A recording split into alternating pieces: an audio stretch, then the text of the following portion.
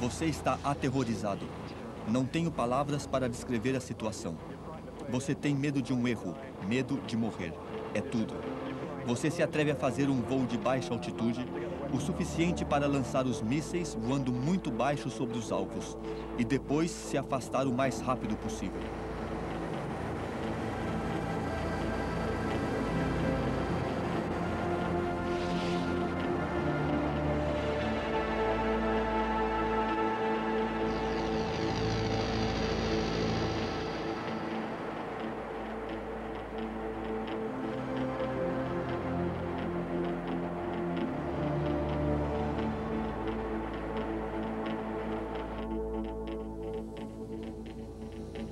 Tudo sobre aviões de combate. A guerra aérea no Golfo.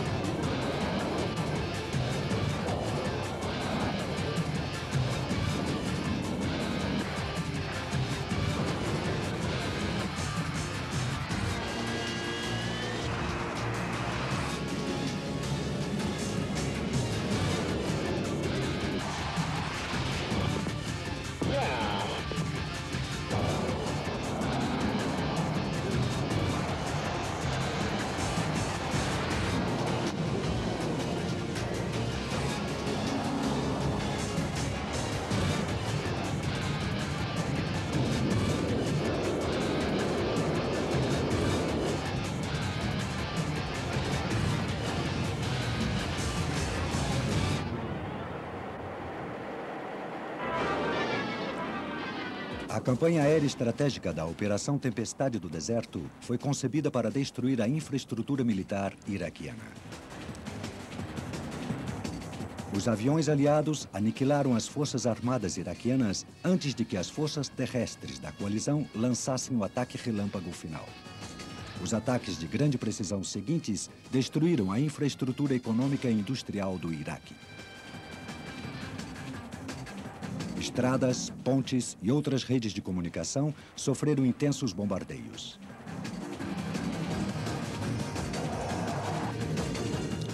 Os aliados atacaram com caças da última geração, como o F-117, ou com veteranos de 30 anos, como o gigantesco B-52 Stratofortress e o Buccaneer britânico.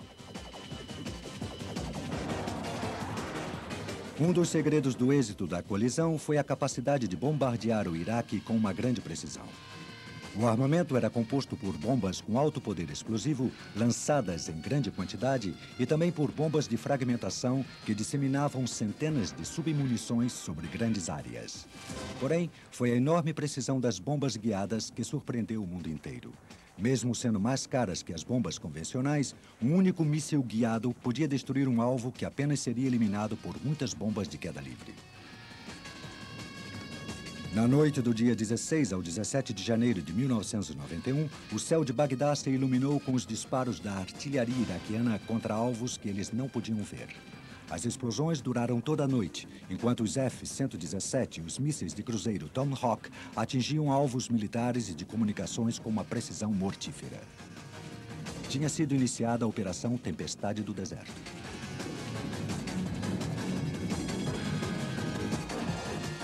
O primeiro plano de guerra da coalizão era conquistar o espaço aéreo do inimigo. Os radares de defesa aérea do Iraque foram destruídos enquanto sua força aérea não chegava nem mesmo a decolar devido aos ataques às bases realizados pelos tornados da Força Aérea Real, da Arábia Saudita e da Itália. A Força Aérea Americana atacou com aviões F-15E e F-11F.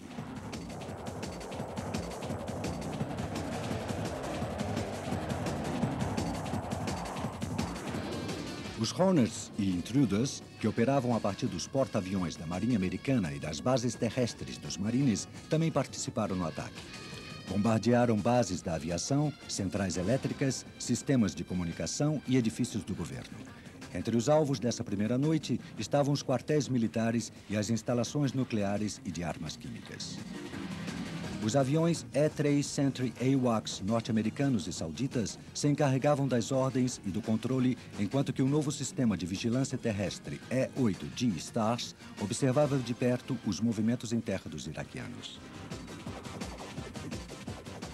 Os ataques se sucederam todas as noites durante semanas. O efeito foi evidente. Apesar de uma média de 2.000 missões diárias, as perdas da coalizão foram inferiores a 0,1%. A campanha aérea estratégica preparou o terreno para a ofensiva terrestre, que durou menos de 4 dias, e para a liberação do Kuwait. A capacidade de combate do Iraque tinha sido aniquilada pelos aviões aliados de ataque estratégico. O F-111, apelidado de Aardvark, foi sem dúvida o mais eficiente bombardeiro aliado durante a guerra.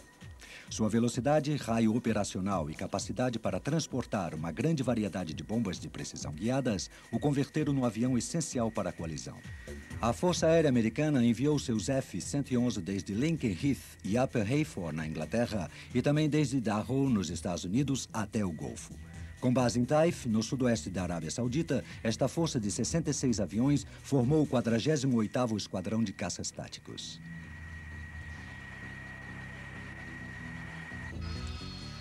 O F-111 foi o primeiro avião de combate operacional do mundo com asas de geometria variável. Experimentado no Vietnã e na Líbia, é um biplace de combate com peso em plena carga superior a 45 toneladas.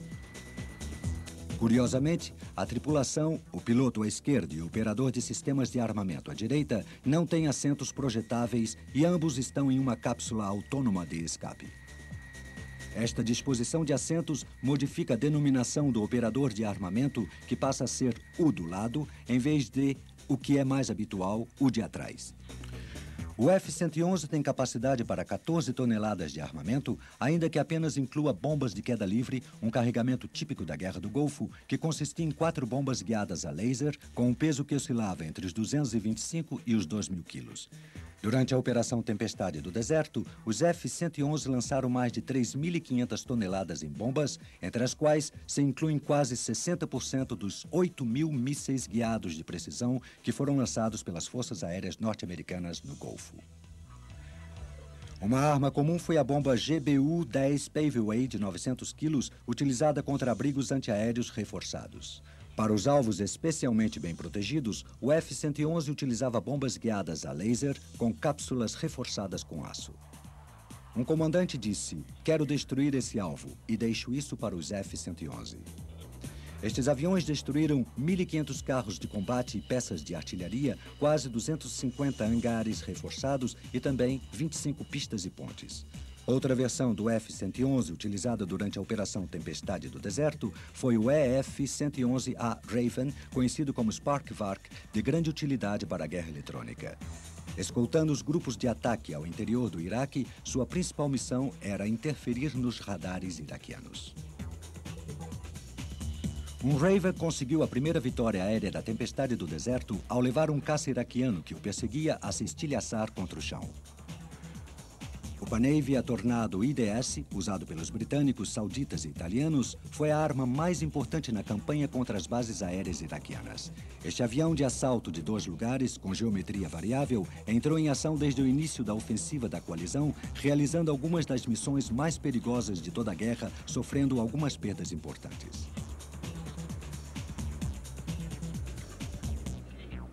O maior destacamento de Tornado pertencia à RAF. Nas imagens, o vemos sendo reabastecido por um avião cisterna Victor. Os britânicos deslocaram 62 Tornados no Golfo, realizando mais de 1.800 saídas. Os aviões e seus tripulantes pertenciam a 10 esquadrões com bases no Reino Unido e na Alemanha, agrupando-se em 3 unidades, em Tabuk e Darhan, na Arábia Saudita, e em Muharraq, em Bahrein. Realizaram missões de baixa altitude contra bases aéreas, atacando com bombas de queda livre a grande altitude. Outros aviões realizaram missões de reconhecimento e antirradares. Como seus equivalentes britânicos e sauditas, os Tornados italianos realizaram missões de pouca altitude contra as enormes e bem defendidas bases aéreas iraquianas. Seus 10 aviões realizaram 226 saídas a partir do Abu Dhabi. No primeiro ataque, na noite do 17 para o 18 de janeiro, um tornado foi abatido. 4 tornados italianos se encarregaram do reabastecimento em pleno voo.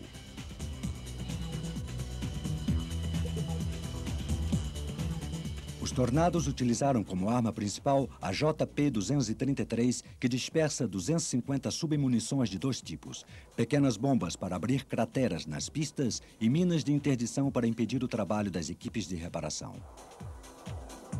Como o F-111, o Tornado é um sofisticado avião de combate, adapta-se a qualquer clima e conta com 2 radares, um para atacar e outro para reconhecimento do terreno. Este último mostrou ser vital nos ataques de precisão a baixa altitude. Durante os primeiros dias da guerra, os pilotos voavam a menor altitude e máxima velocidade possíveis para escapar à detecção dos radares iraquianos e reduzir ao mínimo a possibilidade de serem alcançados pelos sistemas de defesa aérea. A maioria dos ataques contra bases aéreas foi um sucesso. No entanto, estas missões eram tão perigosas que 3 aviões foram abatidos pelo fogo antiaéreo iraquiano nos 3 primeiros dias da guerra. No 4º dia, com a ameaça aérea iraquiana praticamente neutralizada, os Tornados passaram a realizar bombardeios desde uma altitude média contra as bases aéreas.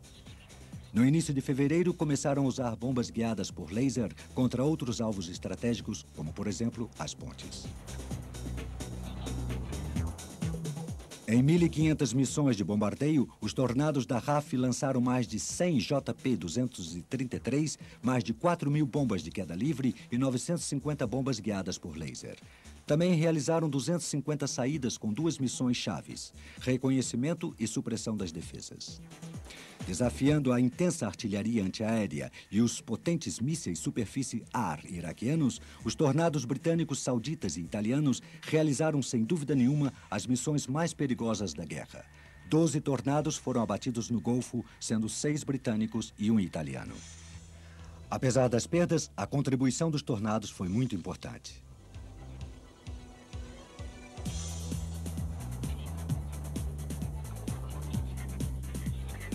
Como o Tornado, o F-15 Strike Eagle americano também entrou pela primeira vez em combate na Guerra do Golfo, sendo fundamental para a estratégia da coalizão por sua capacidade de lançar ataques de precisão.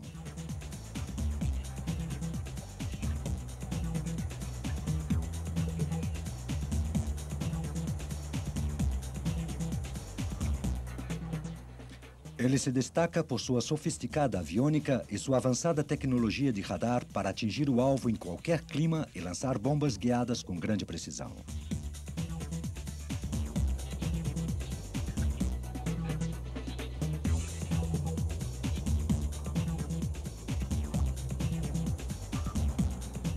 Este avião, inspirado no interceptor F-15 Eagle, tem a mesma capacidade como caça de superioridade aérea que o seu antecessor.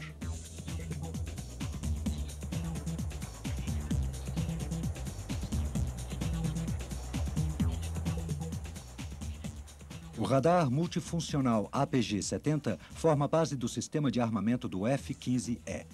Sua magnífica capacidade para realizar mapas do terreno permite à tripulação tirar fotografias detalhadas de alta resolução que possibilitam uma identificação rápida da localização geral do alvo.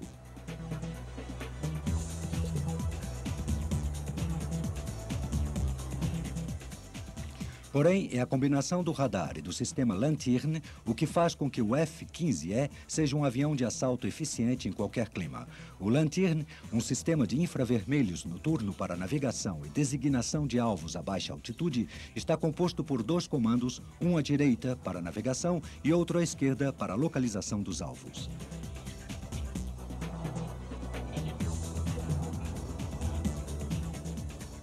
Ambos proporcionam ao piloto a informação para voo e orientação em qualquer clima e ao operador do sistema de armamento a localização para o ataque dos alvos.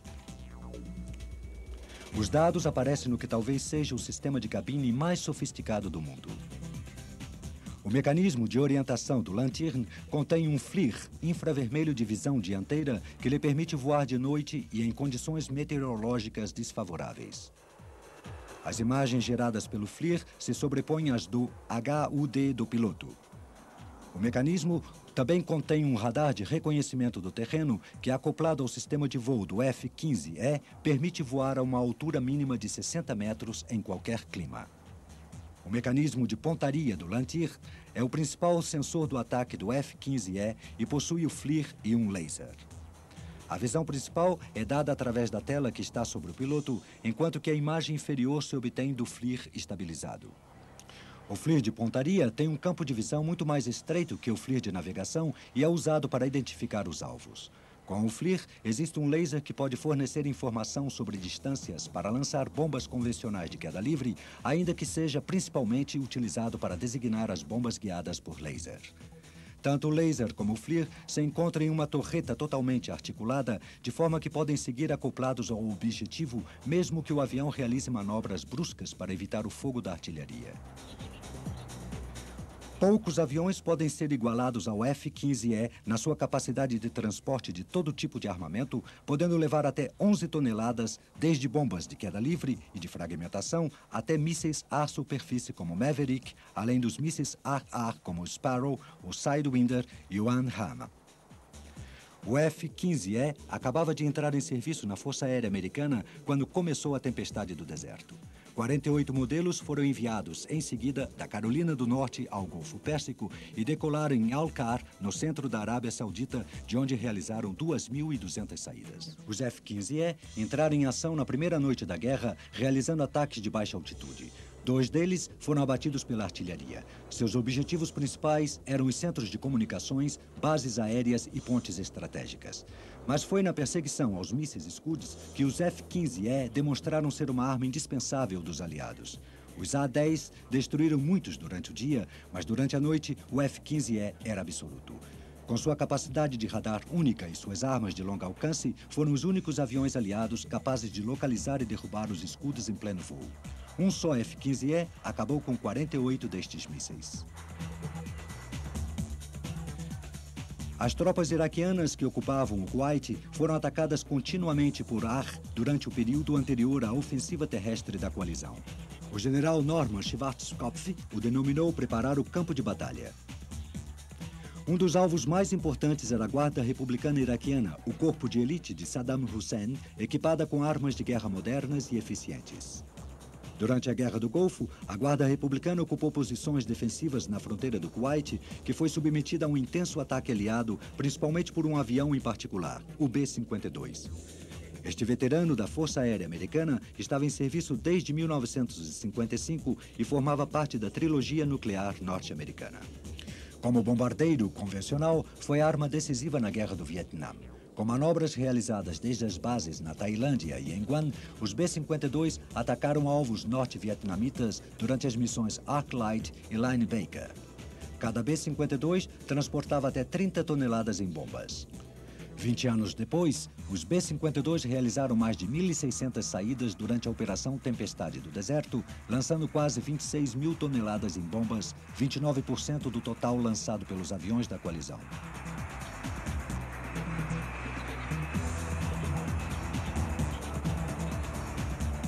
Sua capacidade para levar um formidável carregamento de bombas a grandes distâncias o converteu numa peça-chave da Operação Tempestade do Deserto.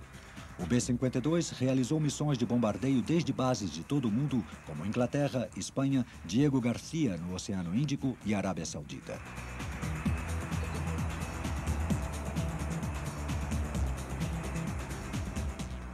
Mas sua história foi construída nas próprias bases americanas. Os B-52 foram os primeiros aviões de combate a abrir fogo durante a Operação Tempestade do Deserto, lançando convencionais mísseis de cruzeiro contra alvos estratégicos do norte do Iraque. E quando voltaram, 35 horas depois, tinham realizado os ataques de bombardeio mais longos do combate.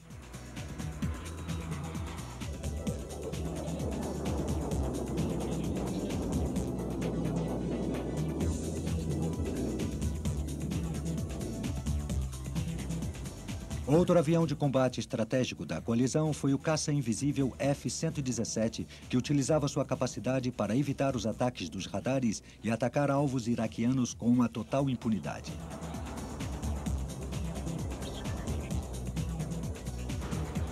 Os caças de combate FA-18 Hornet operavam desde os porta-aviões da Marinha Americana, fundeados no Golfo Pérsico e no Mar Vermelho. Como o F-15E, o Hornet é um avião de múltiplas funções adaptado para missões ar-ar e ar-superfície. Os Hornets tiveram apoio dos bombardeiros A-6 Intruder. As variantes navais de ambos aviões participaram do combate da infantaria da Marinha dos Estados Unidos com operações realizadas desde as bases terrestres de Bahrein.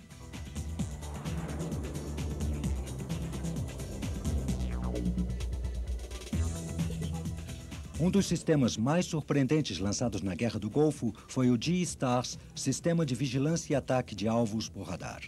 Montado sob a armadura de um Boeing 707 reconvertido, este assombroso radar aerotransportado pode detectar qualquer movimento na superfície, cobrindo uma extensão de milhares de quilômetros quadrados.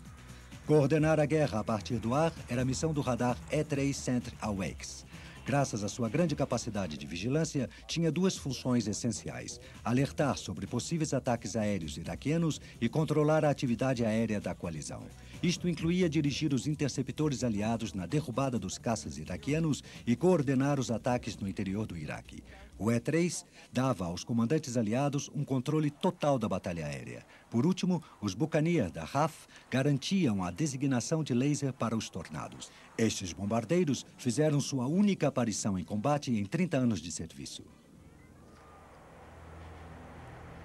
Os aviões da coalizão tinham diversos alvos estratégicos. O primeiro era destruir a Força Aérea Iraquiana e suas bases aéreas, aniquilar os aviões iraquianos nos seus hangares e inutilizar as suas pistas.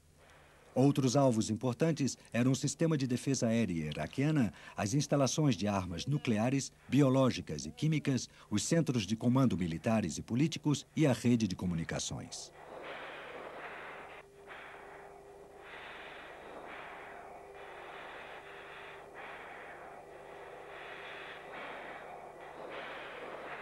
A arma que causou maiores problemas para a coalizão foi o míssil Superfície-Superfície Scud.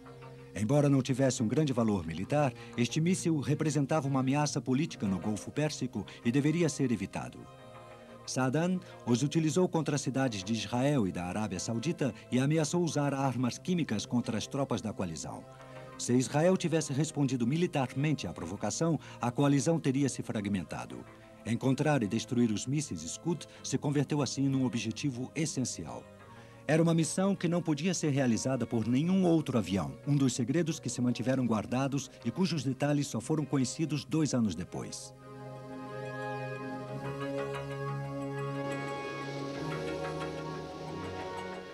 Decolando 15 horas antes que qualquer outro avião da coalizão, o B-52 foi o primeiro avião aliado que entrou em ação na Operação Tempestade do Deserto.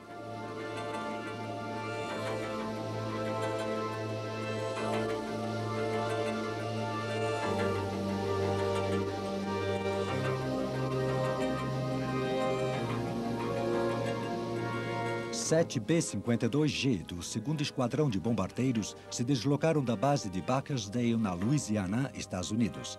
Entre seus 8 alvos estavam as centrais hidroelétricas e geotérmicas de Mossul e a central telefônica de Basra, situadas a 12 quilômetros de distância.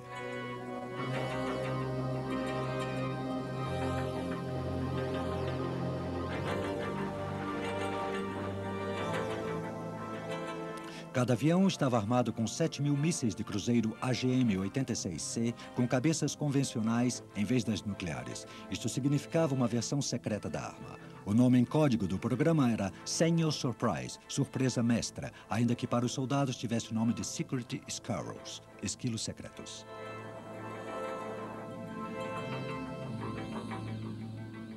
Depois de reabastecer sobre o Atlântico, os B-52 sobrevoaram o Mediterrâneo e se dirigiram à zona de lançamento dos mísseis a uns 150 quilômetros ao sul da fronteira entre o Iraque e a Arábia Saudita.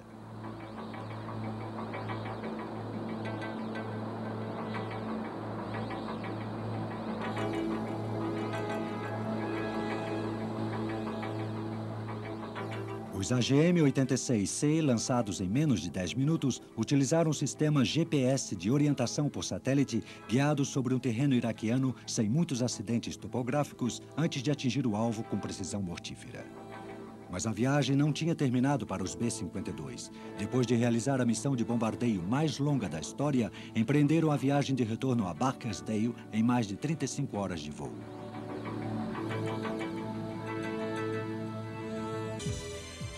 Os ataques dos B-52 prepararam o terreno para um maciço combate aéreo que foi a Operação Tempestade do Deserto. Poucas horas antes da decolagem, os pilotos e navegantes obtêm as últimas instruções sobre a missão, enquanto seus aviões recebem os preparativos finais, reabastecimento e carga de armamento.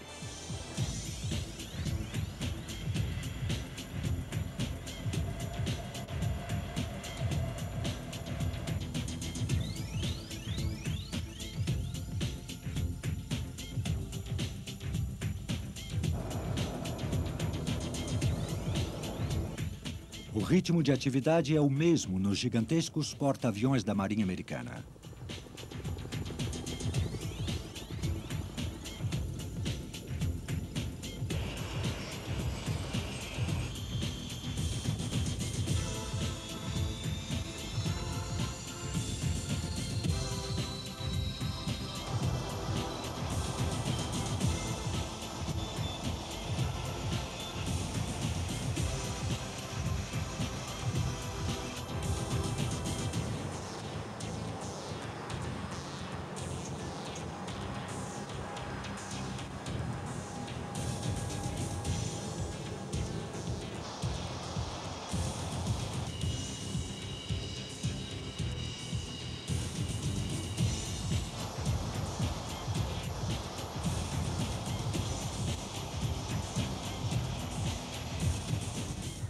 No início da operação, os aliados lançaram centenas de aviões de combate com a intenção de destruir ao máximo os alvos estratégicos iraquianos.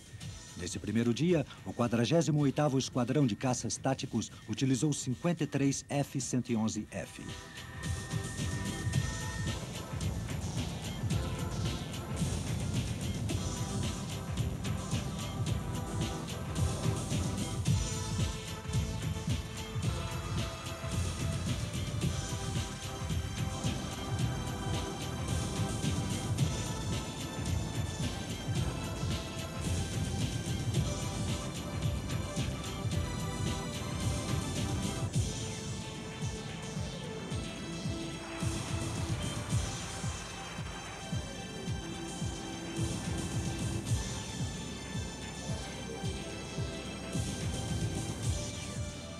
Não se podia permitir dar uma trégua aos iraquianos.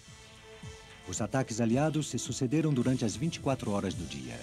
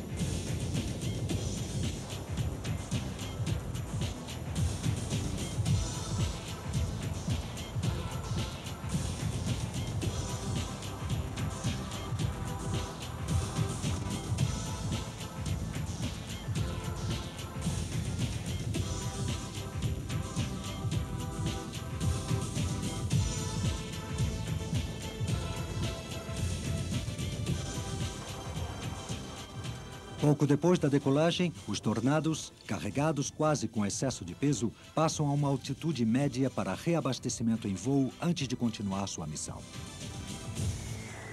Address, Victor 4 Uniform 37, you're loud and clear to me. RV Procedure 1, you're level 190. When cleared, air-to-air 59er, and I have 2 in company. Address, all copied.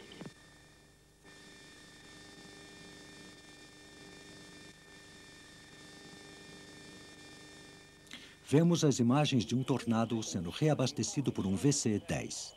Get to a nice steady waiting position, get your reference and just move in slowly. Just move slowly forward, not descend. Nice, nice. Yeah!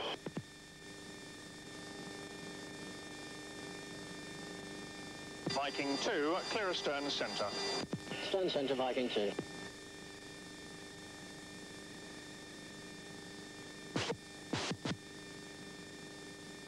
From Viking 1, could we screen the centre line hose, please?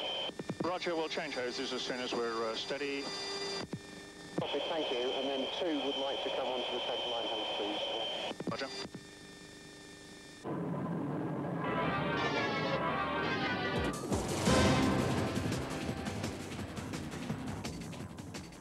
Para evitar a detecção por radar e aproveitar ao máximo o fator surpresa, os tornados tinham que voar a baixa altitude. Os soldados o chamavam voar na altura dos olhos de um camelo.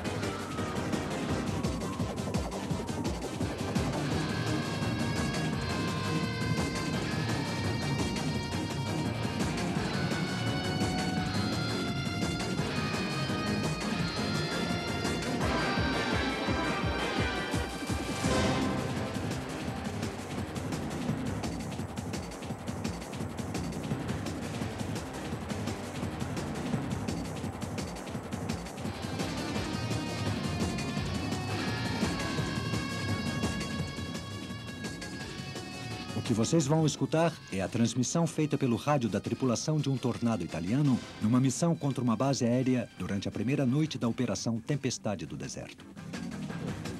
Bom, a Kuwait City continua iluminada. Pensei que todos os seus habitantes tinham ido embora. Ok, vamos lá. Em frente, Mike. 3 quilômetros até o alvo e logo 276 graus para o interior. 1,5 km depois de 276 graus? Sim, 276. Agora, gira. Prepare as bombas. Aí vamos nós. A ponte. Vamos lá.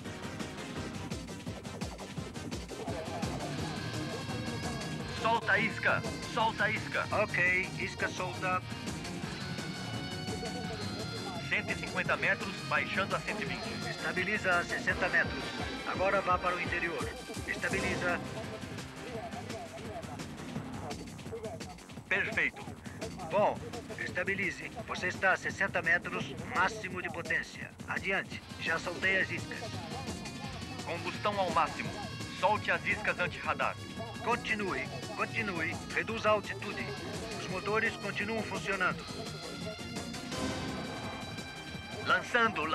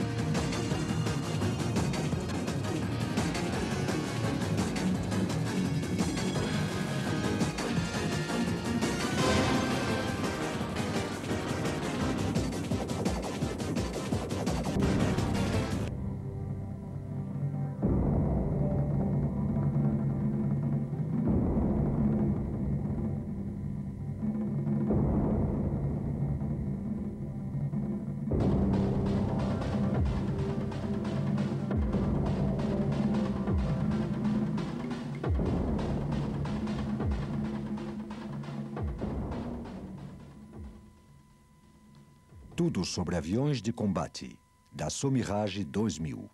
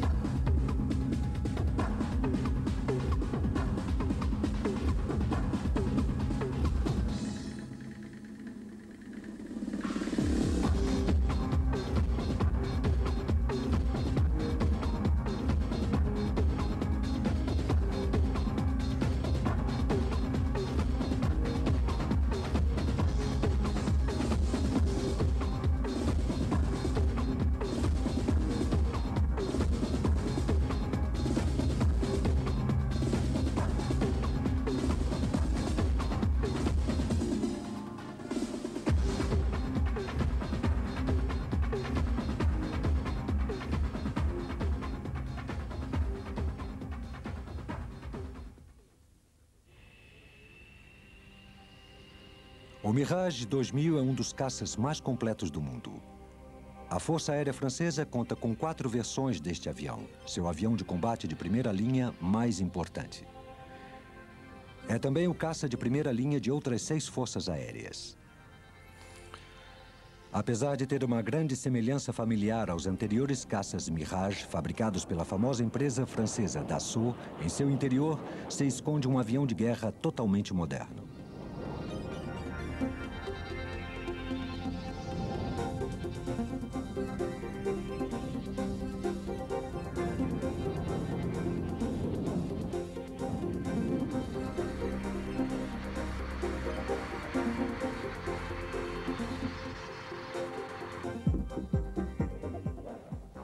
Projetado para combater em igualdade de condições com os melhores caças modernos, o Mirage 2000 evoluiu, passando de um magnífico interceptor a um verdadeiro avião multifuncional.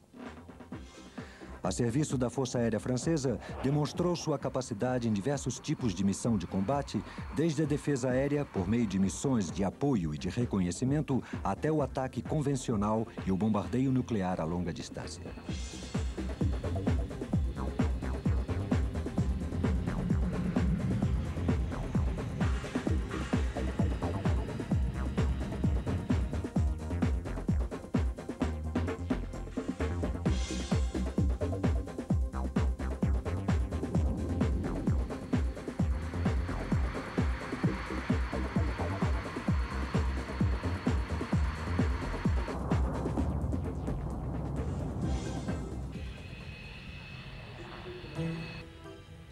Dassault foi um dos pioneiros na utilização do desenho das asas em delta.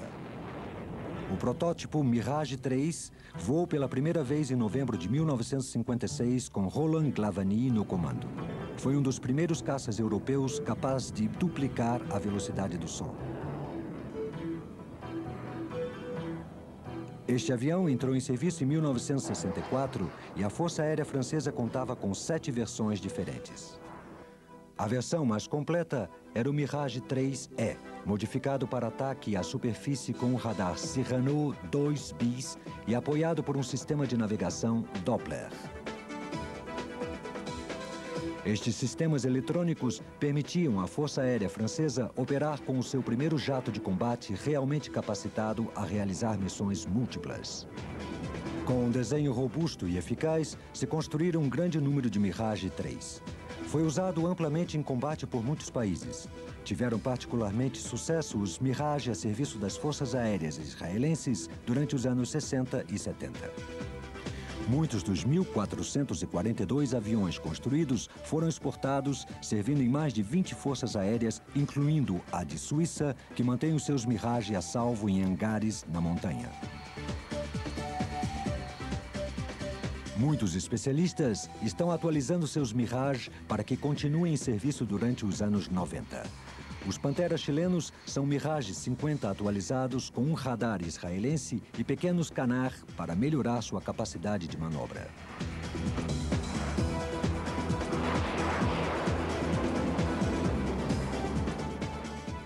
Possivelmente, o avião mais elegante da família Mirage é o Mirage 4, um bombardeiro supersônico de 2 lugares que tem a mesma disposição de asas que o Mirage 3. Durante 3 décadas, o Mirage 4 foi o principal bombardeiro nuclear e avião de reconhecimento estratégico da França. Dassault retomou o clássico desenho convencional das asas com o sucessor do Mirage 3, o Mirage F1. Mas quando chegou o momento de substituir ao F1 durante os anos 70, Dassault voltou ao desenho das asas em delta com um projeto que se converteria no Mirage 2000.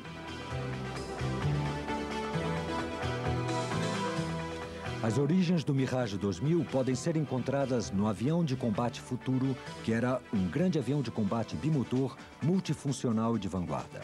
O projeto foi cancelado devido a seu custo e Dassault propôs um projeto de um monomotor de menor peso que se transformou finalmente no Mirage 2000.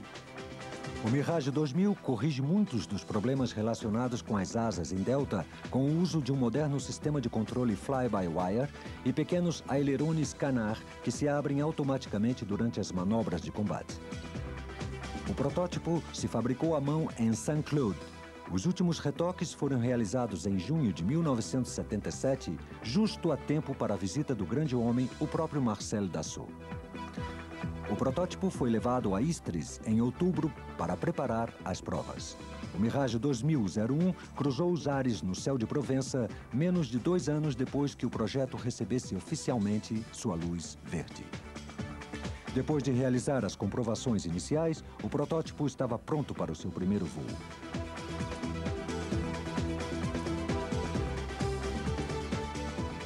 Às 15 horas e 48 minutos do dia 10 de março de 1978, o piloto de provas Jean Courreau decolou o Mirage 2000 pela primeira vez. Durante o voo, acelerou o avião até Mach 1.3 usando pós-combustão.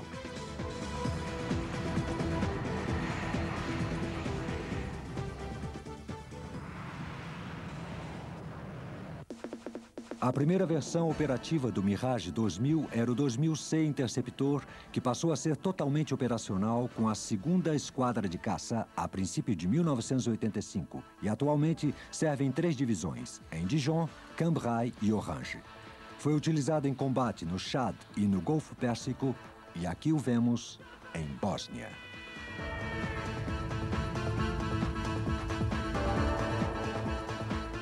A grande velocidade de voo e de subida do Mirage 2000 fazem dele um magnífico interceptor a grande altitude.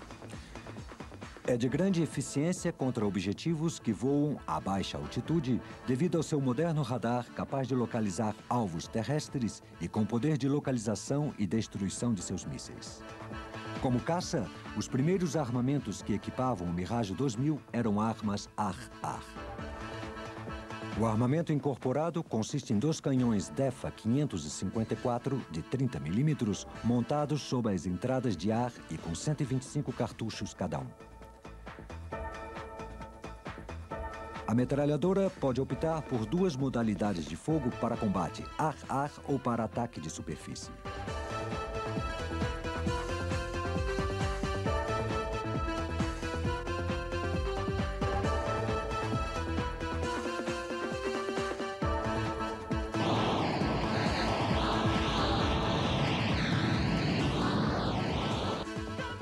Numa missão típica de defesa aérea, o Mirage leva 2 mísseis de curto e 2 de meio alcance, além dos 2 canhões.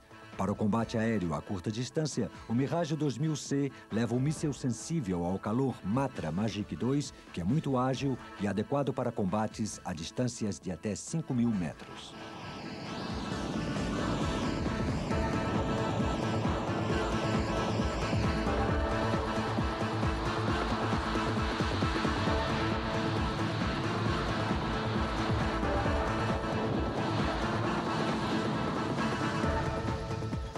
Criados originalmente nos anos 50, o Matra Super 530 tem sido atualizado regularmente e continua sendo um míssil de meio alcance muito eficaz. Este míssil guiado por radar pode ser utilizado fora do alcance do campo visual e a sua versão mais recente, o Super 530D, pode destruir alvos a distância de até 40 quilômetros.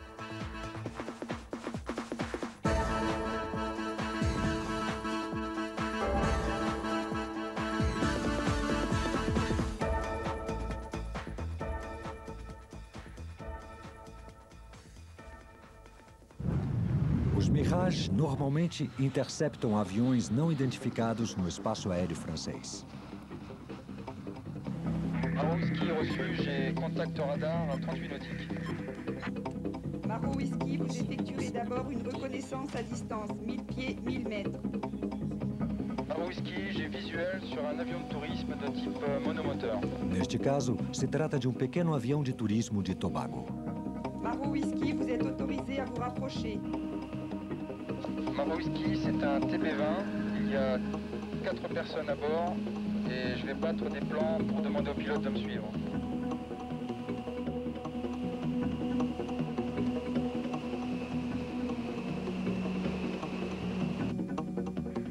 Rambert reçu, vous vous poserez sur le terrain de Dijon.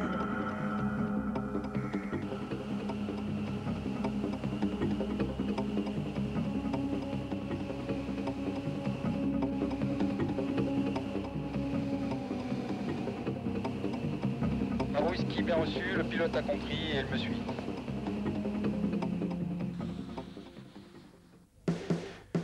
Como caça, os primeiros armamentos que equipavam o Mirage 2000 se concentravam na faceta ar-ar, apesar de que, desde o princípio, este versátil avião podia levar mais de 6 toneladas de artilharia de ataque à superfície. Destruir as bases aéreas inimigas é uma missão fundamental para qualquer força aérea moderna. O Mirage pode levar distribuidores de bomba aceleradora de penetração, BAP, de 9 ou 18 cartuchos. O cartucho BAP de 100 mm é estabilizado com paraquedas, com um motor de foguete que lhe permite penetrar através da superfície de concreto de uma pista de aviação antes de explodir.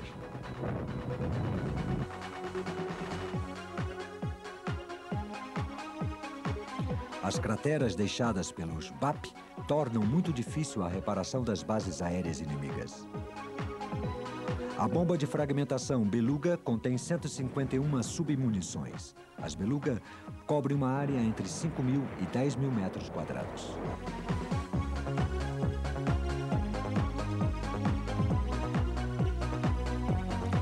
O sistema de bombas guiado por laser Matra é equivalente ao dos mísseis Paveway norte-americanos que foram usados com um efeito devastador na Guerra do Golfo. Um raio laser marca um ponto preciso sobre o alvo com uma margem de erro de centímetros. O brilho do reflexo do laser sobre o alvo é detectado pela bomba, que se guiará pelo reflexo do alvo iluminado. A bomba é lançada como qualquer outra bomba de queda livre. As longas aletas da cauda mantêm a bomba num voo deslizante, enquanto a cabeça sensível se dirige ao alvo, sobre o qual impacta com uma precisão mortífera. O míssil aeroespacial AS-30L utiliza um sistema de guia similar, impactando sobre o reflexo de um laser. Voando a velocidades supersônicas, pode chegar a penetrar até 2 metros de concreto. O Matra Armat é um míssil anti-radar que pode localizar e destruir os transmissores inimigos a distâncias de até 120 quilômetros.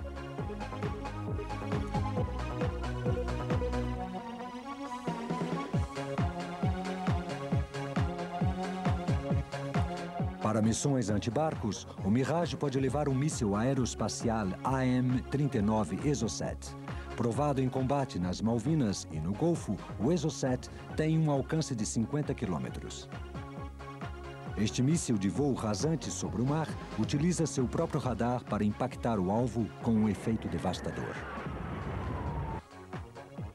Entre seus demais armamentos se incluem foguetes não guiados ar-terra.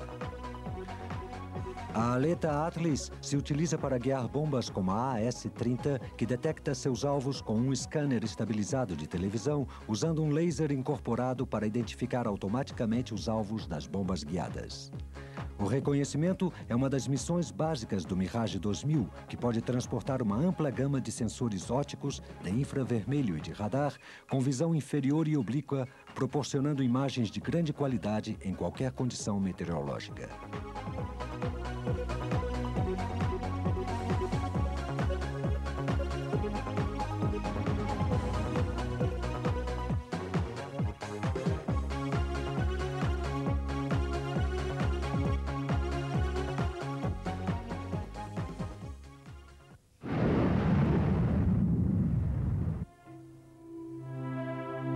O Mirage 2000B é um modelo de treinamento de 2 assentos com possibilidade de conversão para combate. Apesar de não ter os 2 canhões, mantém uma total capacidade de combate e é tão manobrável quanto o seu equivalente de um assento.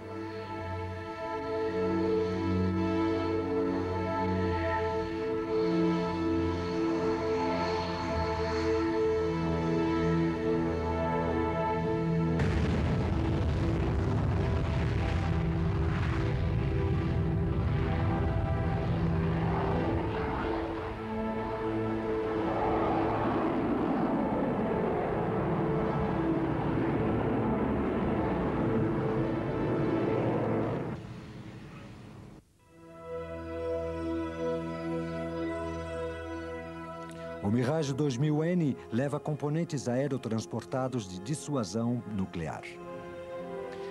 Baseado no modelo de treinamento 2000B, tem uma estrutura reforçada para operações a baixa altitude e está equipado com um radar de reconhecimento do terreno Thomson CSF Antílope 5.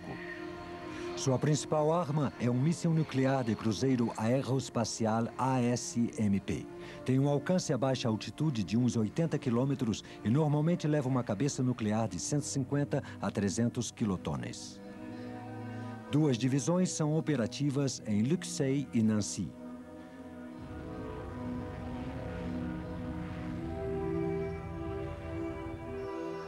Em 1992, o Mirage 2000N participou no exercício Red Flag, idealizado para simular com a máxima perfeição possível um ambiente de combate hostil e demonstrou a eficiência tanto do avião como da tripulação.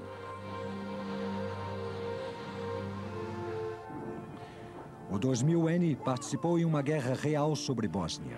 Estas dramáticas imagens gravadas por um câmera amador mostram um 2000N sendo abatido durante uma missão de reconhecimento. A tripulação conseguiu ejetar-se a tempo, mas foram capturados apesar das intensas tarefas de resgate.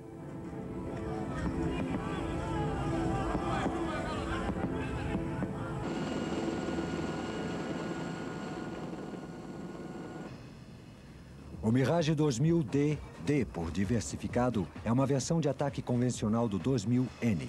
90 unidades foram encomendadas pela Força Aérea Francesa. As primeiras delas entraram em serviço em Nancy em 1993. Este avião é, na verdade, um 2000N emprestado a Dassault pela Força Aérea Francesa para simular uma versão D na exibição aérea de Le Bourget em 1991.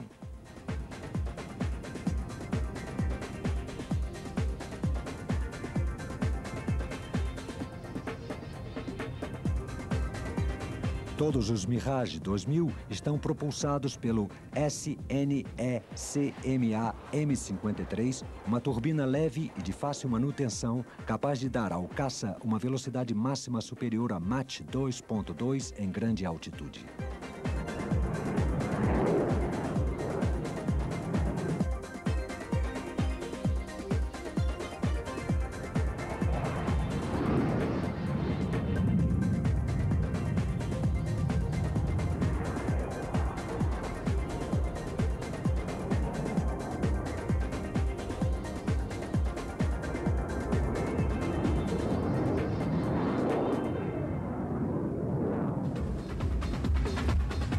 O Mirage 2005 é a última versão.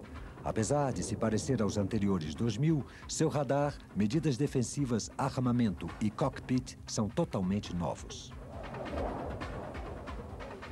Voou pela primeira vez em Istres em 1990 e acabou sendo uma das estrelas da exibição de Le Bourget em 1991.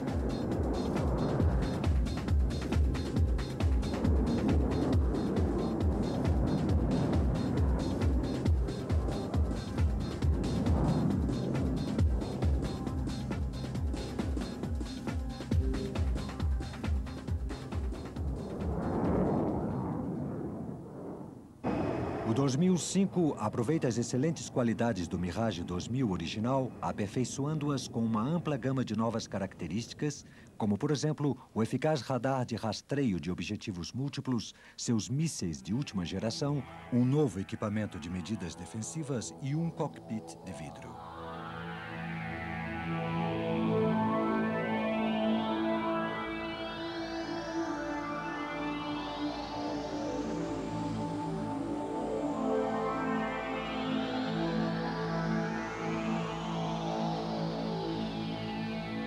Este incorpora o sistema HOTAS, ou seja, mãos sobre o acelerador e os comandos, o que permite ao piloto controlar todos os sistemas através de 15 interruptores na coluna de comandos e controles.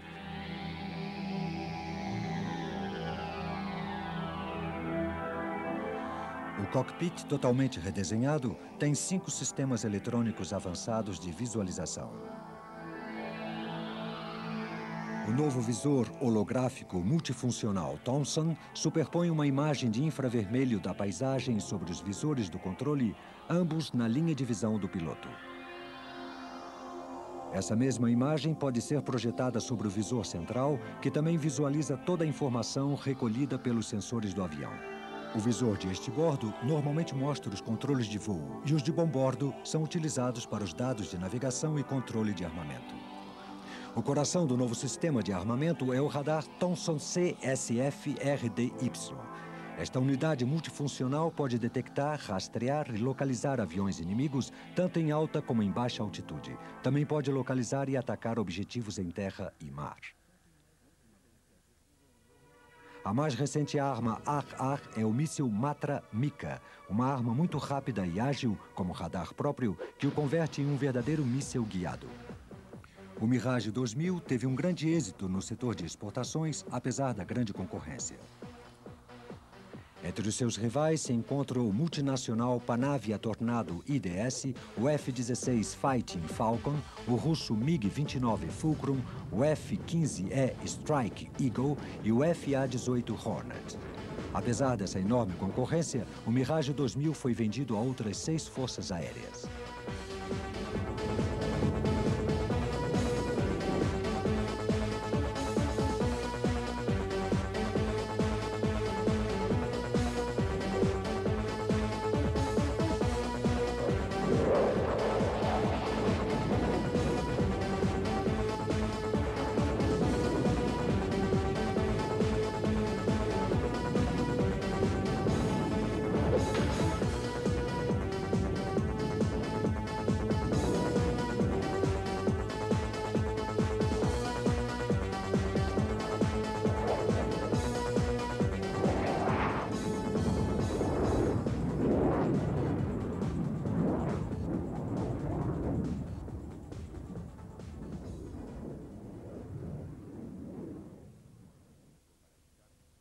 Os 40 Mirage 2000 EG de combate e 2000 BG de treinamento da Força Aérea Grega operam desde a base de Tanagra, acompanhados pelos Mira 331 e 332. Junto aos F-16 americanos, os Mirage são os aviões mais modernos a serviço da Força Aérea Grega.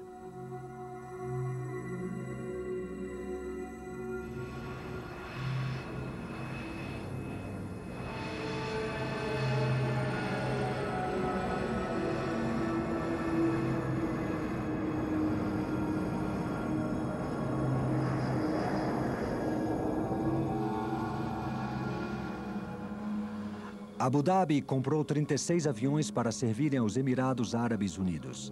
Estes aviões estão divididos em um esquadrão de defesa aérea e outro de ataque à superfície, ambos com base em Makatra. Estão sendo aperfeiçoados 8 aviões 2000 RAD para missões de reconhecimento.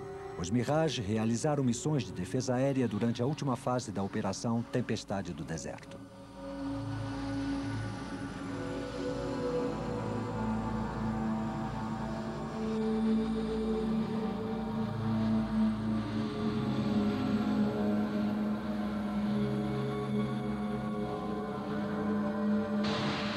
O primeiro Mirage 2000, adquirido pelas Forças Aéreas da Índia, foi escoltado por vários MiG-21 no dia 2 de junho de 1985.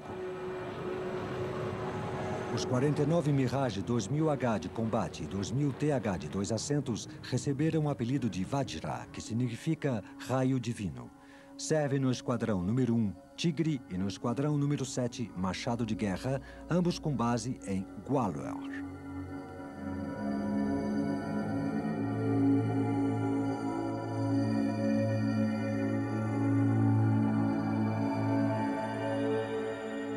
Há muito tempo, Peru tem sido um comprador de Mirage, sendo o único usuário sul-americano do Mirage 2000. Por razões econômicas, somente foram entregues 12 dos 24 Mirage 2000P encomendados em 1985. Os Mirage operam desde a base aérea de La Jolla em um ponto elevado da espetacular Cordilheira dos Andes. Os outros dois clientes são Egito e Taiwan, que fizeram também encomendas do Mirage 2005.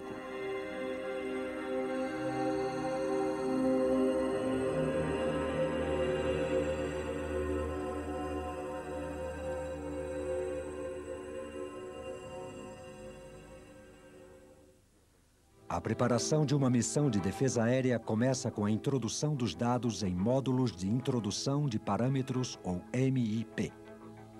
Os acidentes geográficos, os pontos estratégicos, as coordenadas dos alvos e as características da missão são introduzidos diretamente no computador de navegação do avião. Os pilotos usam o sistema informatizado de planificação da missão para decidir as rotas, calcular as distâncias, os reabastecimentos necessários, conseguir informação sobre o alvo e possíveis ameaças, como a posição dos mísseis e caças inimigos. A tripulação do Mirage 2000 usa o sistema Paloma. Similar ao MIP, usa uma cartografia detalhada para ajudar nas missões de penetração nuclear.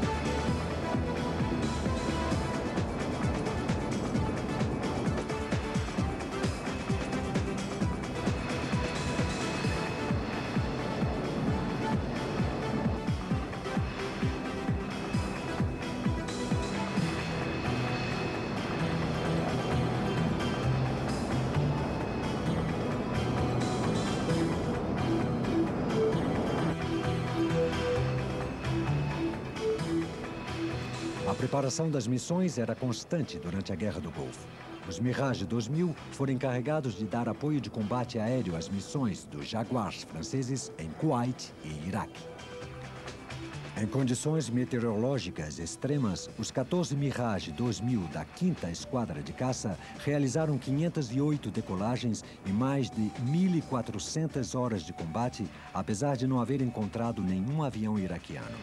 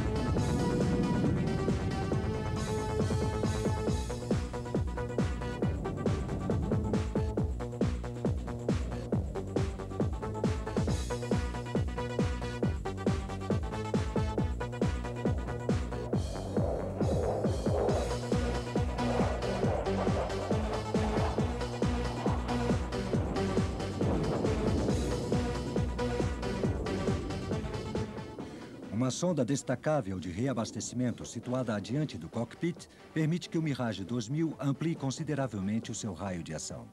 O sistema sonda e funil permite que o piloto possa ser reabastecido por aviões de muitas forças aéreas aliadas e também pelos Boeing C-135FR e os C-160 Transals franceses. Esta capacidade foi aproveitada para mobilizar um esquadrão de caças no Oriente Médio imediatamente depois da invasão de Kuwait por Saddam Hussein.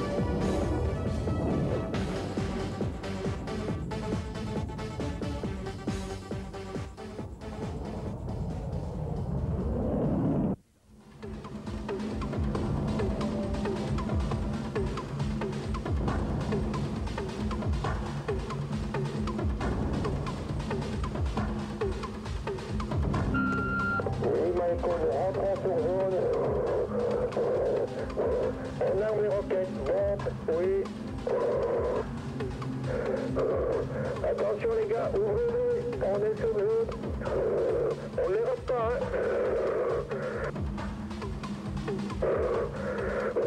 Pas un, on les rate pas. On ne voit encore rien. Ah, ils vont bien rire.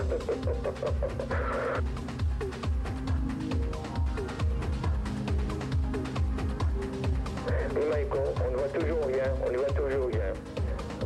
Oui, ok, oui, attention, derrière vous, attention derrière vous, attention, écoute ce radar, ils sont 4, attention, Guy, dégage, il est derrière toi.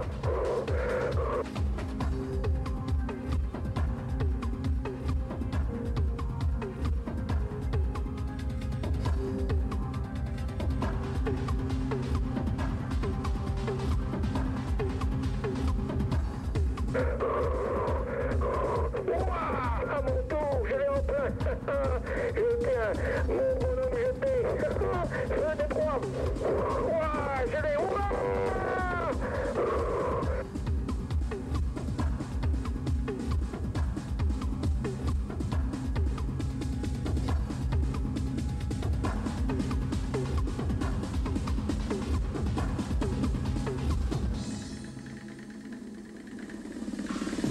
Dégageons.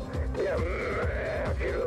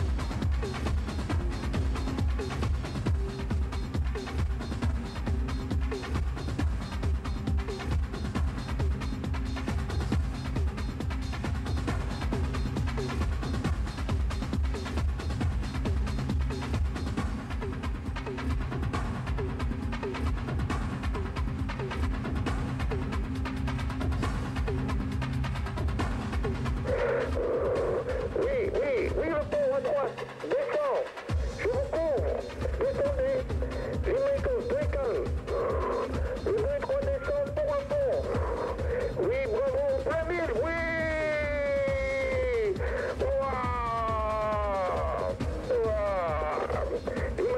Limaïko, on dégage. Cap au sang, oui, cap au sang. Salut les gars, on rentre. On vous remet, oui, glace, oui, on les a. Superbe, magnifique.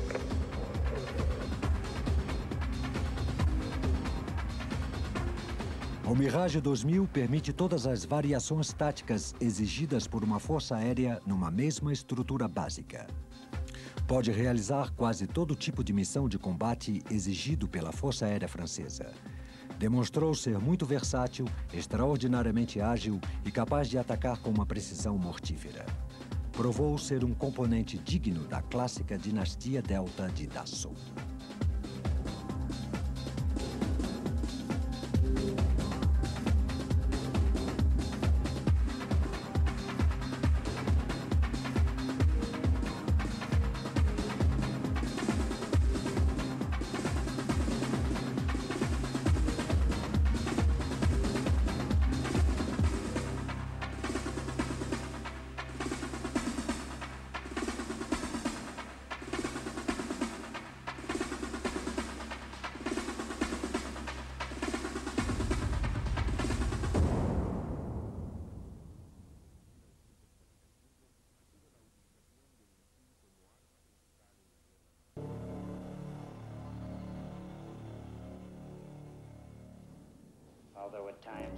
Às vezes, você fica bastante assustado girando aí em cima.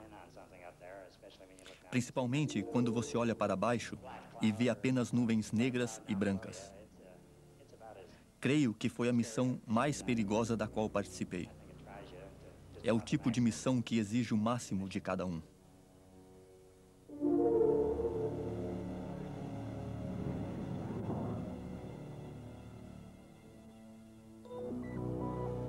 Tudo sobre aviões de combate. Guerra aérea no Vietnã do Norte.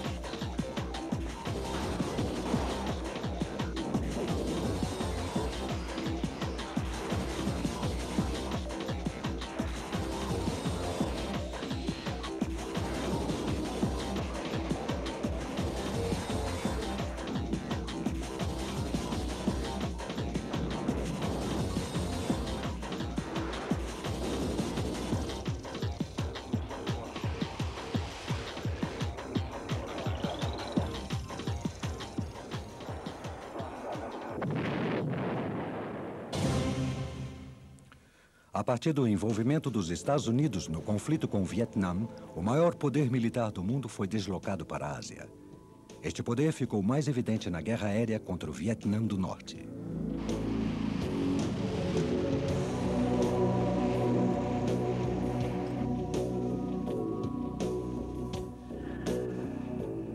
No início, o objetivo dos bombardeios contra o norte era o de cortar o abastecimento aos rebeldes do Vietnã do Sul.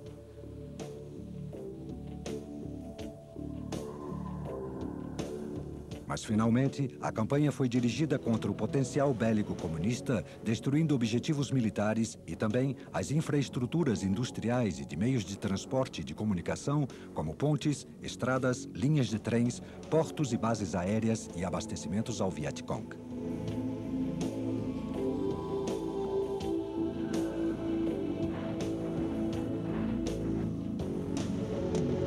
Na guerra contra o Vietnã do Norte, intervieram principalmente os caças-bombardeiros F-105 Thunder Chief e o F-4 Phantom. Os grandes bombardeiros B-52 Stratofortress lançaram milhares de toneladas de explosivos contra o Vietnã do Norte. A Marinha norte-americana e os Marines tiveram um papel determinante na campanha aérea, realizando operações desde os porta-aviões ao sul do Mar da China e das bases no Vietnã do Sul. Aviões como o F-4 Phantom, o F-8 Crusader, o A-4 Skyhawk, o A-6 Intruder e o A-7 Corsair realizaram intermitentes operações numa campanha que durou 8 anos contra uma das mais poderosas defesas aéreas do mundo.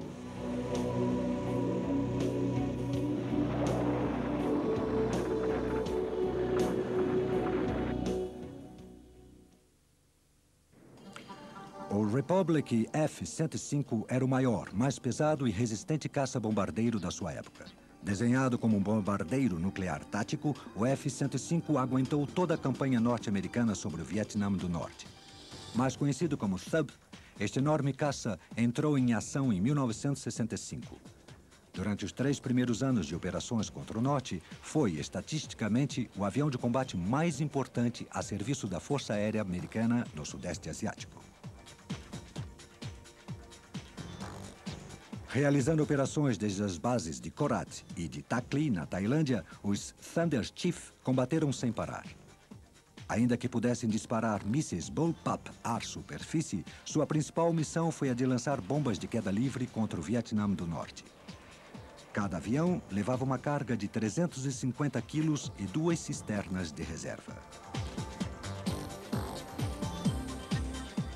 Os Thuds também tiveram um papel de destaque na eliminação das defesas aéreas do Vietnã do Norte. Nas missões mais arriscadas da guerra, os Thunder Chief, Wide, Weasel jogaram uma partida de gato e rato mortífera contra os mísseis SAM, guiados por radar, e contra a artilharia do Vietnã do Norte. Eles deveriam se aproximar deliberadamente das plataformas dos mísseis, esperando que os norte-vietnamitas utilizassem seus radares e mísseis. Então, tentariam se esquivar dos SAM e da artilharia inimiga para disparar com seus próprios mísseis anti-radar.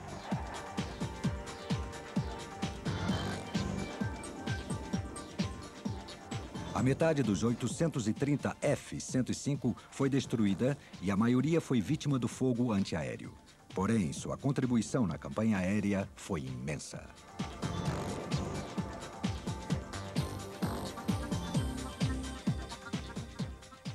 Conhecido pelos seus tripulantes como Buff, grande, feio e gordo, o B-52 foi usado principalmente como bombardeiro tático no Sudeste Asiático.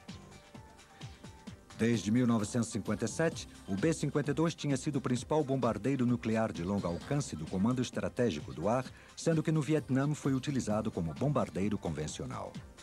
Na saturação de bombardeios, conhecida em código por Arc Light, o B-52 atacou as supostas posições dos Vietcongs na selva e também as rotas de abastecimento dos comunistas no Camboja e no Laos. Mais tarde, realizou missões de bombardeio estratégico contra o Vietnã do Norte. O B-52, que tinha sido desenhado para lançar um número limitado de bombas nucleares, foi convertido num bombardeio convencional com incrível capacidade de carga devido a uma modificação especial chamada Big Belly, barriga grande.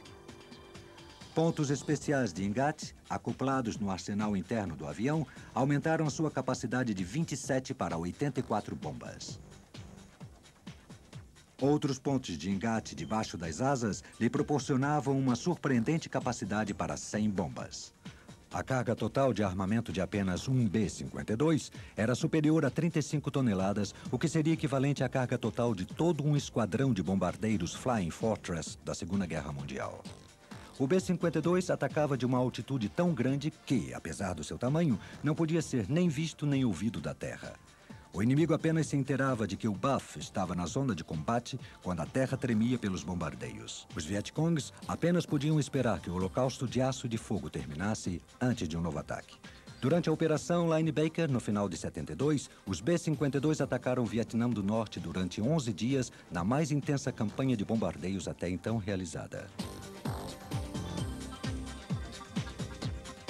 Em 1964, o Vietnã do Norte supostamente atacou a 2 destruidores da Marinha Americana no Golfo de Tonkin.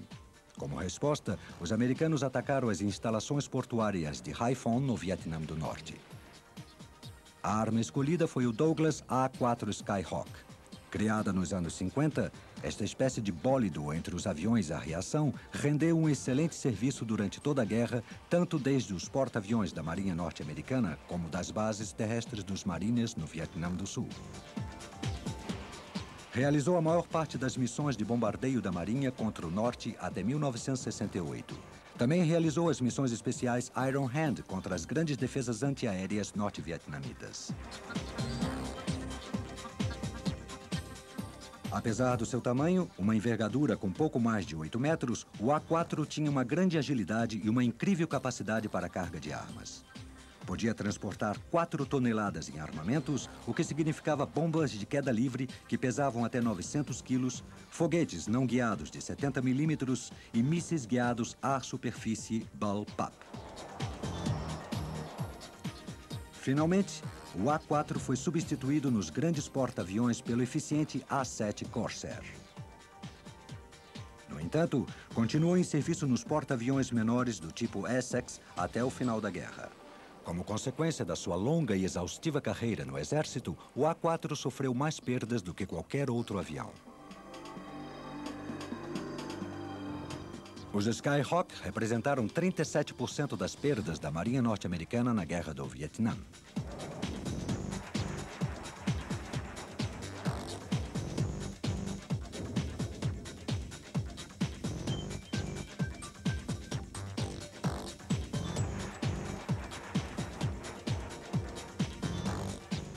Sem dúvida, o avião de combate mais importante desta guerra foi o McDonnell F-4 Phantom. Este grande e poderoso biplace, em muitas ocasiões, entrou em combate com os 3 corpos do Exército, a Armada, a Infantaria da Marinha e as Forças Aéreas, em operações realizadas desde as bases terrestres do Vietnã do Sul e da Tailândia.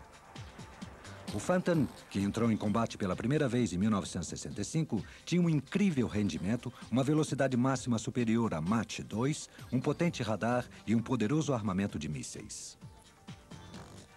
Tinha 3 funções principais: intercepção, bombardeio e reconhecimento.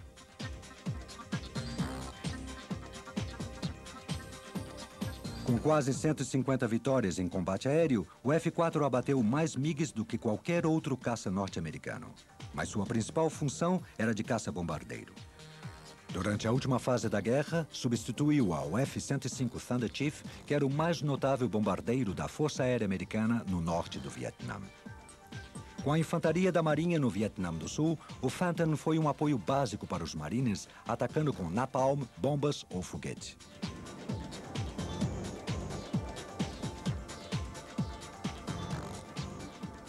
A chave do segredo para o sucesso do Phantom está na sua versatilidade e poder de inovação. À medida que a guerra avançava, entraram em combate novas versões do F-4 com uma melhor capacidade de combate. Em sua primeira versão, o F-4B norte-americano abriu caminho para o F-4J, que tinha, entre outras novidades, um radar e um sistema de armamento muito melhores, além de motores mais potentes. Os F-4C das Forças Aéreas foram aperfeiçoados de maneira semelhante. O reconhecimento era uma missão essencial e McDonnell desenvolveu o RF-4 munido de câmeras panorâmicas e um nariz mais alongado. Esta versão desarmada realizou sua primeira missão de combate no final de 1967. O principal defeito do Phantom era a falta de um canhão incorporado para o combate aéreo. Porém, o problema foi totalmente resolvido com o modelo F-4E, que possuía seu próprio canhão de 20 milímetros. Se o Phantom se sobressaía em alguma função, era a de caça. Os 5 ases norte-americanos no Vietnã pilotaram um Phantom. Entre os outros aviões deslocados ao Vietnã do Norte estava o Grumman A-6 Intruder, o caça mais avançado da Marinha. O Intruder demonstrou sua grande eficiência em julho de 1965, no início das operações bélicas, tornando-se o avião médio de combate standard da Marinha Americana. O Mini B-52 da Marinha era capaz de lançar 7 toneladas de explosivos. Sua sofisticada aviônica lhe permitia encontrar o alvo e lançar as bombas com enorme precisão em qualquer clima, de dia ou de noite. Outras versões do Intruder foram criadas para missões essenciais como a eliminação de defesas, o abastecimento em pleno voo e a guerra eletrônica.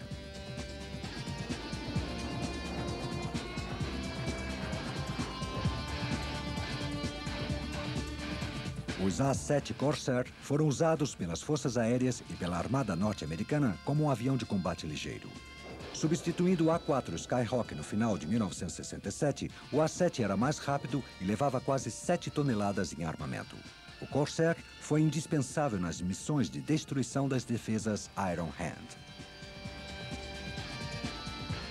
Conseguir dados sobre a força militar norte-vietnamita era uma missão altamente perigosa. O ultra-rápido McDonnell RF-101 Voodoo teve um papel importante no reconhecimento tático na primeira metade da guerra. Nas palavras de um de seus pilotos, este monoplace voava sozinho, sem armas e sem medo, realizando fotografias com seu leque de câmeras panorâmicas e oblíquas. Porém, o preço foi muito caro. Muitos Voodoos foram abatidos. Em 1970, o Voodoo abriu caminho para o RF-4C Phantom. Este avião, nos últimos anos da guerra, realizou para a Força Aérea quase todas as missões de reconhecimento. Mas como o Voodoo, muitos RF-4C também foram abatidos.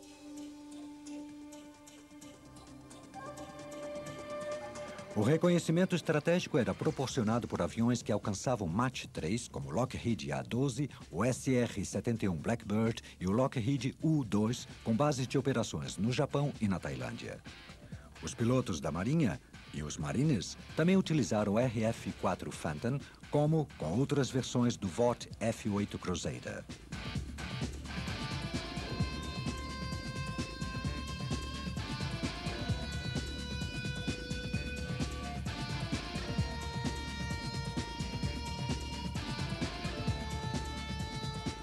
Mas o avião de reconhecimento mais importante era o elegante e eficiente North American RA-5 Vigilante, um dos mais rápidos e pesados jamais vistos sobre um porta-aviões. Entre as aeronaves de apoio estão o Boeing KC-135 e a versão de reconhecimento RC-135. Os aviões cisternas reabasteciam os bombardeiros e caças de combate que se dirigiam ao norte.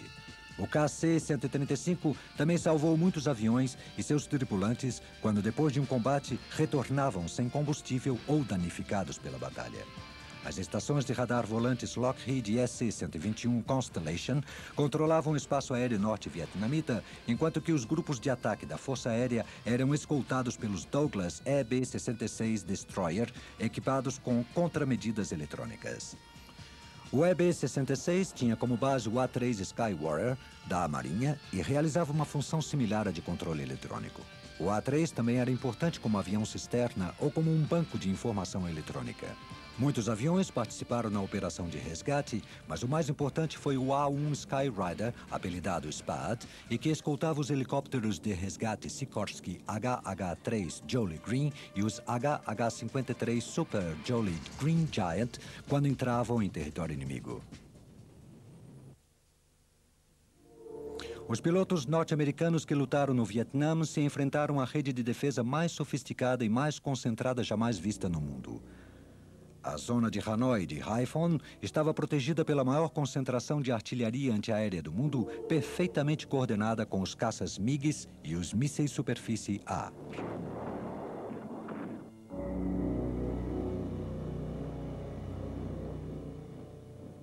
Em 1964, os norte-vietnamitas contavam com menos de 1.000 peças de artilharia para defender todo o país de um ataque aéreo.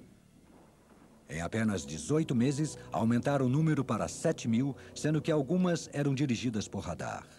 A defesa antiaérea norte-vietnamita contava não apenas com uma artilharia bastante pesada de mais de 100 milímetros, mas também com os camponeses que atiravam com seus rifles contra os aviões norte-americanos. Não importava o calibre da munição. Os norte-vietnamitas respondiam com uma chuva de fogo cada ataque aéreo recebido. A artilharia antiaérea foi a responsável pela maioria das baixas norte-americanas no Vietnã. Entre 1962 e 1973, mais de 2.000 aviões das Forças Aéreas, da Armada e da Infantaria foram abatidos pelas metralhadoras antiaéreas vietnamitas.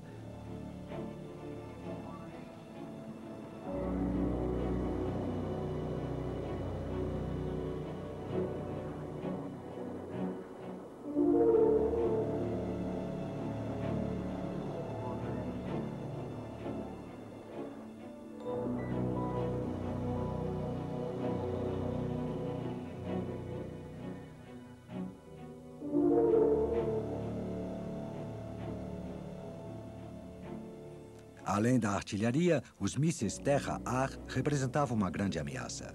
Um piloto norte-americano narra suas impressões sobre as defesas aéreas norte-vietnamitas. O fogo era uma loteria.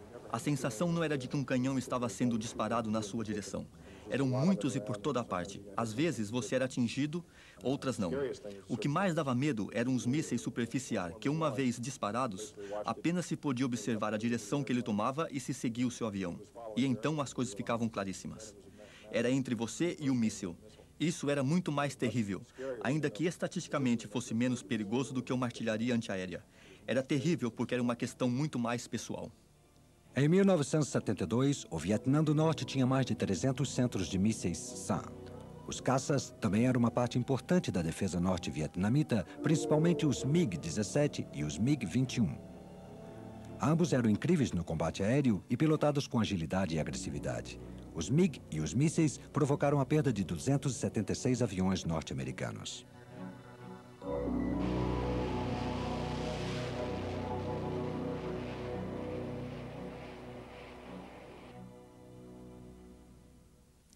Rolling Thunder foi o nome em código da primeira fase da campanha de bombardeios contra o norte, que durou de 1965 a 1968. Os estrategistas das forças aéreas queriam que o Rolling Thunder fosse uma ofensiva única que eliminasse toda a capacidade de ataque de Hanoi. No entanto, o presidente Johnson restringiu a dimensão da campanha e só permitiu operações mais limitadas sobre uma série de alvos restritamente definidos. Cada alvo deveria ser aprovado diretamente pela Casa Branca.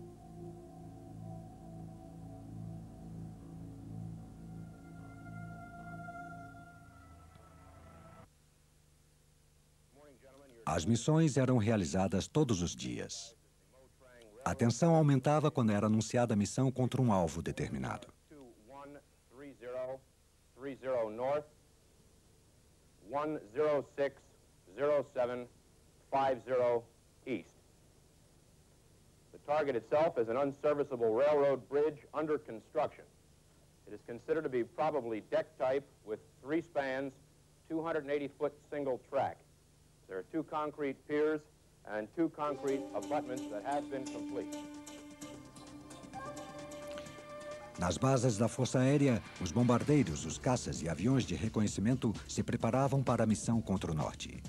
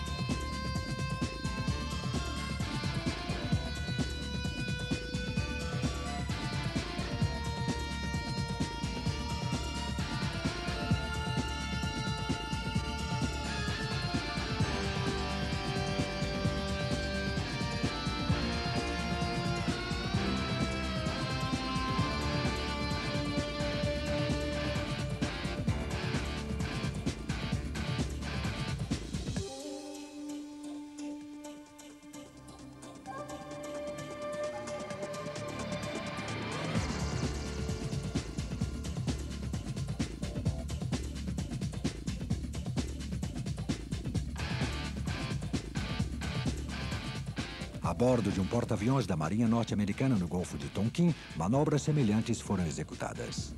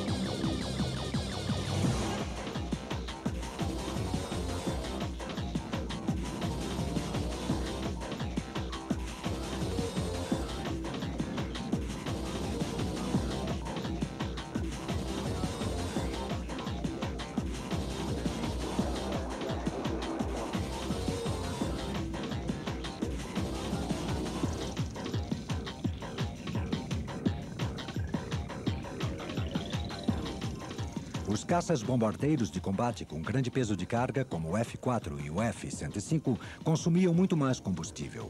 Para aumentar seu tempo de ação, os aviões de combate no Sudeste Asiático recebiam o apoio dos aviões cisterna KC-135 do Comando Estratégico do Ar, que realizaram centenas de milhares de reabastecimento. Os aviões cisterna proporcionavam o combustível suficiente para que os caças pudessem chegar aos seus objetivos, os esperavam depois do combate e reabasteciam seus tanques vazios.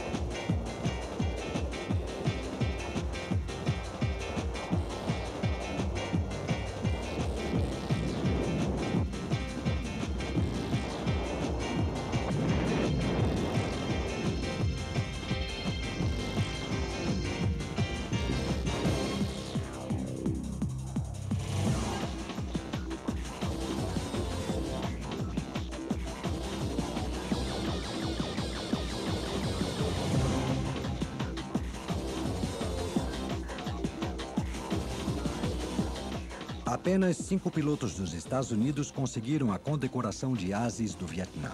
Os únicos ases da Marinha foram Randy Duke Cunningham e seu copiloto Willie Driscoll. Cunningham nos conta como abateu seu primeiro MiG em 1972, quando pilotava um Phantom. Tinha fugido do disparo de 36 mísseis SAM lançados desde a base de Quang Li. Quando estava escapando, tentando me afastar da área, vi 2 MiGs-21 que voavam na altura da copa das árvores, se afastando dali. Um deles estava a uns 150 metros e o outro a uns 240 e um pouco mais alto. Eu ia a uns 650 nós, mais ou menos na mesma altura que eles. Enquanto eu ia de trás de um dos MiG-21, Willie deu uma olhada e disse: "Ele está bloqueado." Disparei o míssil e o MiG deu um giro em forma de 8. Era possível ver a nuvem que se desprendia de suas asas. Fiz um giro de aileron e me coloquei diante dele. Quando ele estava a ponto de girar, disparei o segundo míssil. Em quase 2 anos, nenhum MiG tinha sido derrubado. Aquilo era um sonho. Minha adrenalina aumentou. Era como se eu tivesse conquistado uma medalha olímpica.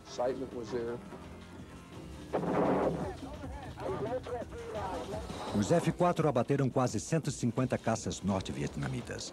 Depois deles, os que mais abateram MiGs foram os F-105 Thunder Chiefs da Força Aérea e os F-8 Crusaders da Marinha.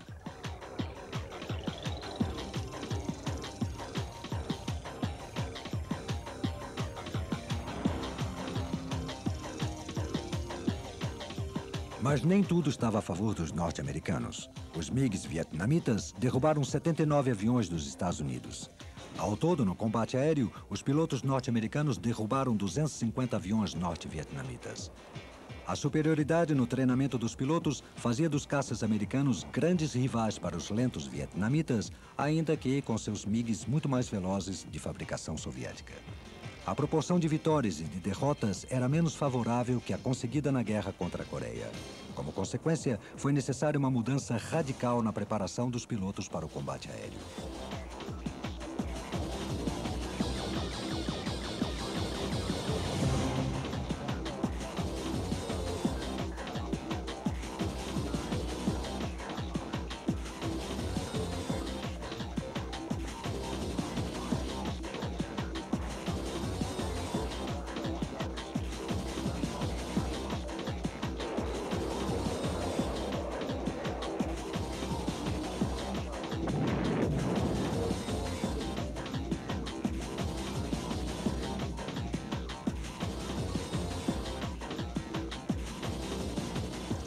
Devido ao ritmo e à escala de ataques dos Estados Unidos contra o Norte, suas perdas eram inevitáveis. No entanto, os tripulantes se enfrentavam ao fogo antiaéreo, aos mísseis e aos aviões inimigos, sabendo que, se fossem abatidos sobre o Vietnã do Norte, todos os esforços seriam feitos para que fossem resgatados.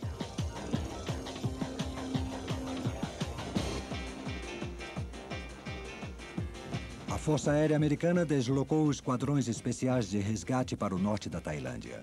Helicópteros de resgate e aviões A-1 Skyrider, apelidados Sandy, tinham como função eliminar as forças vietnamitas na área e coordenar os esforços de resgate.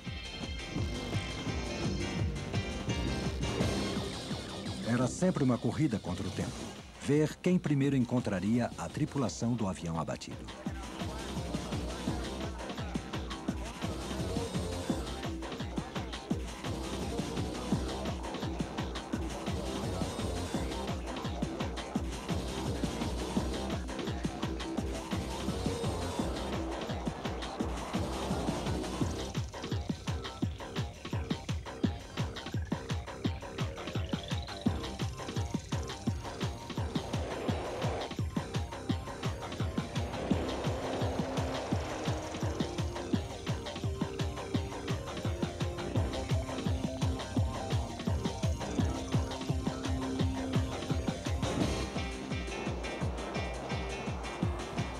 A campanha de bombardeios Rolling Thunder, com muitas perdas para os dois lados, não conseguiu forçar uma rendição vietnamita. Apesar dos ataques aéreos norte-americanos, as tropas e os abastecimentos do norte, a pé ou a nado, continuavam apoiando a guerrilha do sul. De novembro de 1968 até maio de 1972, estabeleceu-se uma trégua nos bombardeios. Nessa época, o presidente Richard Nixon, sucessor de Johnson, apoiou todo o poder da Força Aérea Americana na campanha de bombardeios estratégicos Linebacker II, realizada no final de 1972. O principal castigo sofrido pelos norte-vietnamitas foi o B-52, que atuava sem restrições contra a sua capacidade bélica.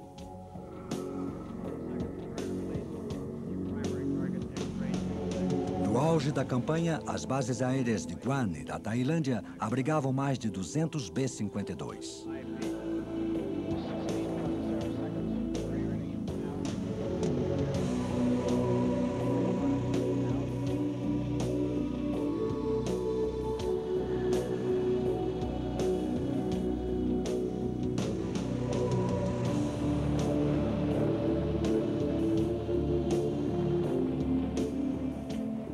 Estes eram apoiados por outros reatores da Força Aérea e da Marinha Norte-Americana que realizam missões de eliminação e incursões de despistagem.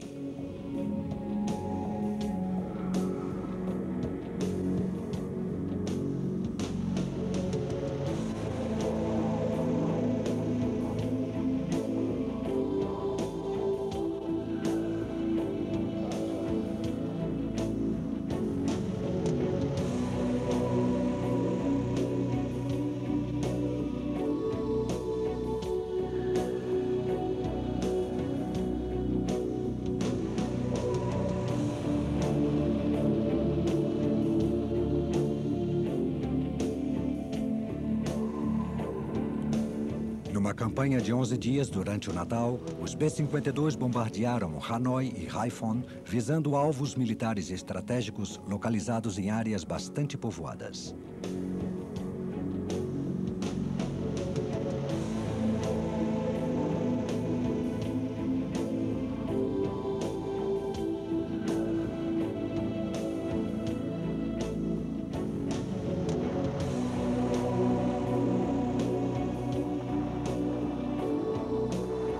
A principal tática defensiva dos B-52 contra os mísseis SAM era voar em grupos de 3 para melhor aproveitar a proteção das suas contramedidas eletrônicas. Apesar disso, os norte-vietnamitas dispararam uma nuvem de mísseis SAM e conseguiram abater 15 B-52, além de danificar a muitos outros.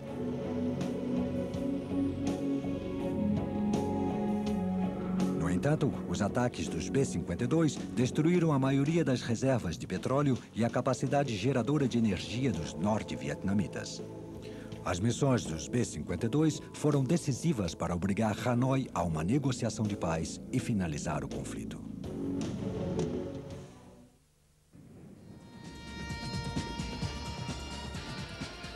Na guerra contra o Vietnã do Norte, os pilotos americanos se enfrentaram à defesa antiaérea mais forte da guerra moderna. Durante a maior parte da guerra, os pilotos foram limitados por leis restritivas, uma decisão política que custou a vida de muitos norte-americanos, mas que lograram deixar o Vietnã do Norte à beira da ruína numa última campanha de grandes proporções.